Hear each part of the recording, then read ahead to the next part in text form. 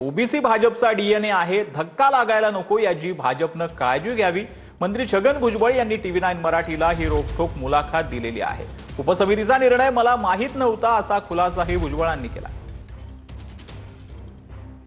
जे काही मराठा आरक्षणासंदर्भामध्ये जो जीआर काढला गेला त्यावर तुमची नाराजी आहे का? माझी नाराजी कोणा मंत्र्यांवर नाही आहे. माझी नाराजी तो जो जीआर काढला त्याच्यामध्ये वाक्य आणि शब्द जे आहेत त्याच्यावर माझी नाराजी आहे. त्यांचं म्हणणं असं आहे जरांगेचं की आम्हाला ओबीसी मधूनच द्या. अरे ओबीसी मधून कसं देणार? जे कुणबी आहेत त्यांना द्यायला हरकत नाही काय. आणि आज असं आहे ना की काही जरी झालं काय तर हे खरं म्हणजे बीजेपी प्रणितच सरकार आहे ना. आणि बीजेपीचे सगळे नेते म्हणतात की ओबीसी आमचा डीएनए आहे, हे सगळे म्हणतात. बरोबर की नाही?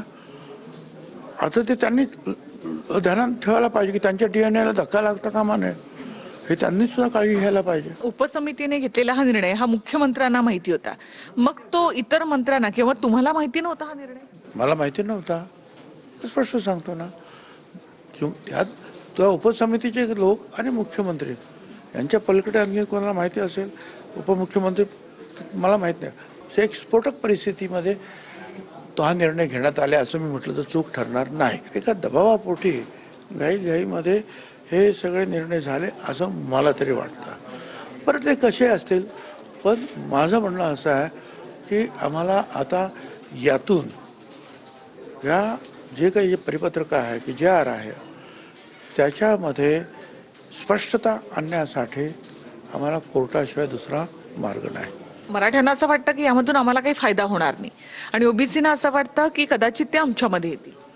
याचा दुरुपयोग निश्चितपणे होऊ शकतो. आज तो फायदा वाटत नसेल पण पुढे आणखी त्याचे गैरफायदा होणारच नाही, कोणी उठवणार नाही असं सांगता येत नाही. माझी मागणी जे सरकारनं जे केलं ते घाईघाईत केलं किंवा दबावाखाली केलं आणि त्याचा उद्या जो आहे फार मोठा गैरफायदा होणार आहे.